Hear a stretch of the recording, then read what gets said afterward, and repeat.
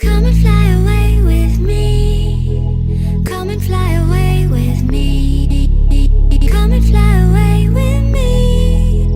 Come and fly away with me. Hi guys!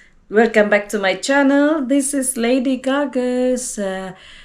Today is February 27 and it's already afternoon, guys.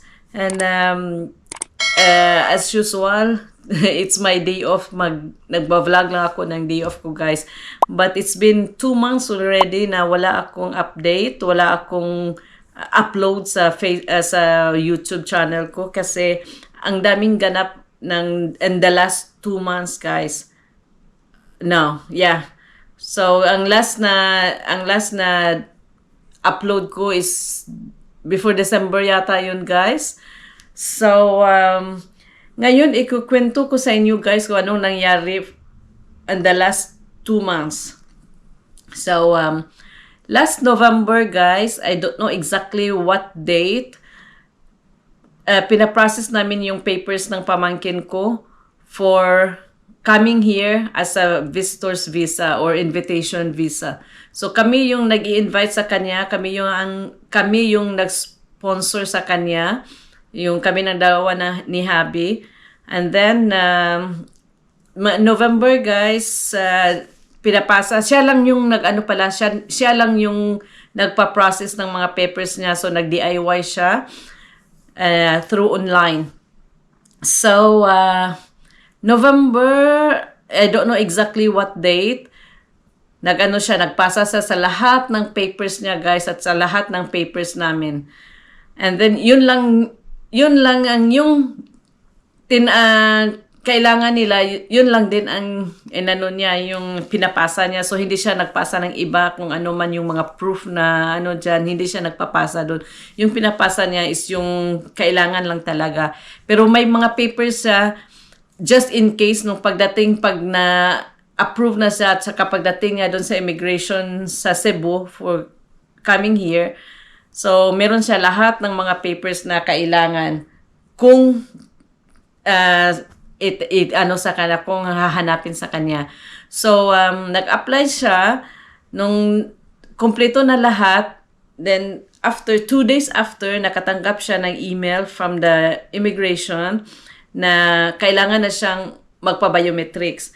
So, nagpa-appointment siya, guys, for biometrics in Cebu kasi sa Cebu lang yung biometrics. Kasi nasa Bohol kami. And then, 5 days after pa yung appointment niya. So, 5 days after, nagpunta siya ng Cebu, nagpa-biometrics siya. Then, sabi ng mga staff dun sa office na 3 weeks to 5 weeks daw yung yung result, if approved ba siya or rejected ba siya. So 2 weeks after kasi chine-check niya palagi yung account niya, guys, sa IRCC basta yung sa immigration guide. Niya chine-check niya palagi. So, pag-check niya doon, 2 weeks after, nakita niya doon na approve siya, guys. So, sobrang saya namin, guys. As in, sobrang saya ko, guys. So, na-approve siya 2 weeks after. So, sabi doon na ipapasa yung passport niya doon na naman doon sa Cebu. Ipapasa niya yung passport niya for visa stamp. So, nagpunta siya ng Cebu for the passport, and then sabi doon na 2 weeks pa daw babalik yung passport niya with the visa. So, nirecommend nila na direct to his address na daw yung yung passport niya. So, okay lang naman yun. Mas maganda doon yun para hindi na siya pupunta ng Cebu para mag-pick up. So, usually, dapat December 18, dapat ando na yung passport niya. So, yun ang 2 weeks talaga. So, December 18, hindi pa nakarating yung passport niya. Chine-check niya yung sa website, yung sa tracking number sa LBC. Sabi na nagre-routing daw. So, yung nangyari is palaging nagre-routing yung passport niya. Na ano na talaga, meron na yung visa niya, na nakarating na ng Cebu. So, ang problema naman doon is yung LBC. So, anong nangyari? Tumawag siya doon, sabi pumunta talaga siya sa office ng LBC doon sa Bohol. Tapos sabi nila na nagkamali daw. So, kaya nagre-routing. Ilang days yung nagre-routing, guys. So, sabi niya na kailangan na niya yung passport kasi yung naka-address doon kasi niya pina-address doon sa Coca-Cola kasi yung yung kapatid ko nasa Coca-Cola nagtrabaho. So, and then kailangan niya na makuha niya yung passport niya kasi naka-address sa kapatid ko. Tapos yung kapatid ko mag-leave siya kasi papunta siya ng Mindanao for vacation. So, minamadali talaga nila. So, sabi nila na bukas, dito na yun bukas. So, pinuntahan nila doon sa LBC, sa Cebuhol, doon talaga sa main office. So, andun pa pumunta sila, instead na sa Tagbilaran, pumunta sila ng Panglao. So, doon nila pinipick up yung passport niya. So, nakuha niya yung passport niya is December 24. So, nung nakuha niya, bumili agad talaga ako ng ticket. Agad-agad for the 26 sa Philippine time. 26 ba yun? Or 25? 25 pala guys, yung ano niya guys. 26 yung... Yeah, 26 yata. 26 yung departure time niya ng 1 o'clock in the morning. Or 2 o'clock in the morning. Basta yun guys.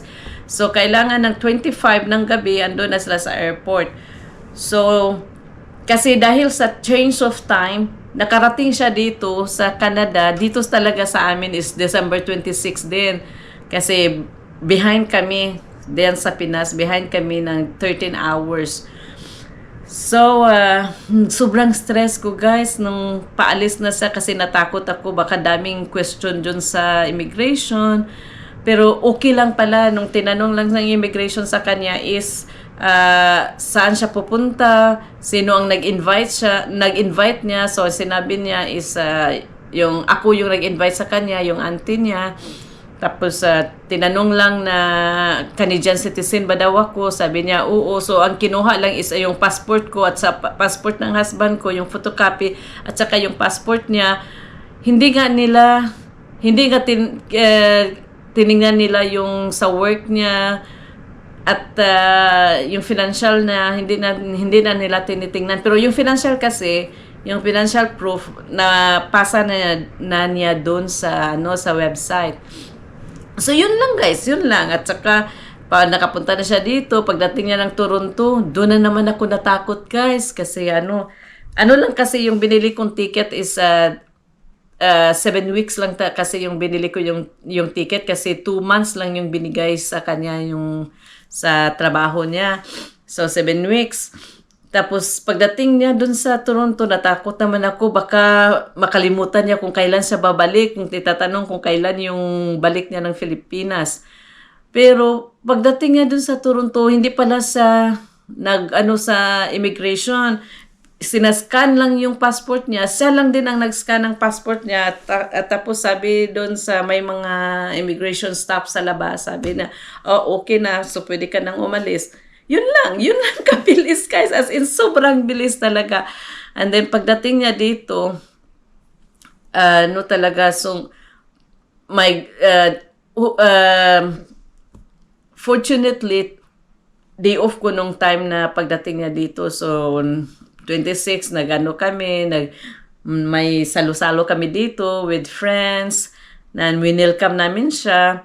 Tapos, sinabi ko sa kanya na, ito na yung, yung Canada, ito na yung sa amin, na may snow. Pero, sadly guys, wala masyadong snow nung time na yun. Kahit na ngayon guys, usually yung snow namin dito at this time of the year is hanggang bubong na ng bahay. Pero ngayon wala talaga guys, as in wala talagang snow. Meron siyang snow pero hindi tulad talaga ng before. So, hindi ako nagva-vlog guys, lahat ng mga activities namin dito kasi gusto ko lang na mag-spend time with him all the time. So, meron kaming mga clips na umaalis-alis kami pero hindi ko talaga na vlog. So ipakita ko sa inyo yung clips namin na paglabas, nung nandito siya. Tapos sa February 12, umalis na siya guys. Bumalik siya ng Philippines kasi pwede naman siya magstay dito na hanggang 6 months. Kasi allowed naman siya na magstay hanggang 6 months. Pero ayaw niya magstay dito. Gusto niya aalis siya nung time na ng February 12 na yun talaga yung dinideclare niya time na uuwi siya. Kasi ayaw niya na magka-red flag siya, which is true naman talaga. So, hindi ko alam kung magka-red flag ba talaga siya or hindi. Pero yun talaga ang gusto niya. So, okay lang naman yun. So, pwede naman siya makabalik dito anytime kasi multiple entry yung ano niya guys, yung visa niya for 10 years. So, may 10 years pa siya na pwede siya balik-balik dito.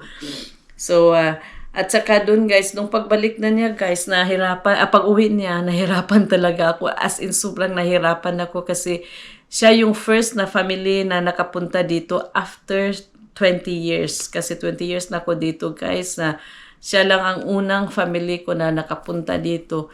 So, doon ako nahirapan, sobrang iyak ko nung pag-alis niya. Ang dami kasi niyang nagawa dito sa bahay, ang dami naming banding, ang daming banding nila ni Habi.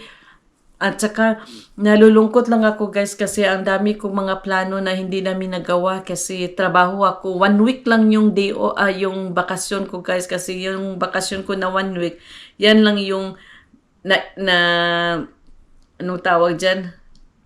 Kasi may 3 weeks ako vacation last year pero 2 weeks lang yung nakuha ko. So, yun lang yung na iwan na weeks na pwede kong kunin lang as a vacation. So, 1 week lang guys yung vacation namin. Tapos, on the time talaga ng vacation namin guys, tumawag yung doktor na kailangan ko pumunta doon. Kailangan ko kasi importante daw. So, nagpunta ako doon sa doktor. So, na-miss ko yung 1 day ng vacation ko guys. So, nagpunta kami kahit saan pero hindi ko talaga nagawa yung gusto ko na gawin namin yung mag-ski kasi hindi ako marunong mag-ski guys. Hindi kami nakapunta ng ski, hindi kami nakapag-slide. Meron kami mga activities, pumunta kami doon sa Old Quebec, yung mga places dito pero hindi yung yung time na kami. Yung gusto ko talaga na punta kami doon, punta kami dito. So, sobrang nagigilty ako guys at sobrang grabe yung iyak ko nung pag-uwi niya sa amin. So, yun yung nangyari guys nung ilagay ko na lang dito yung mga picture namin, yung mga clips namin nung time na kami, nung time na nandito siya. So, sana nag-i-enjoy kayo guys. And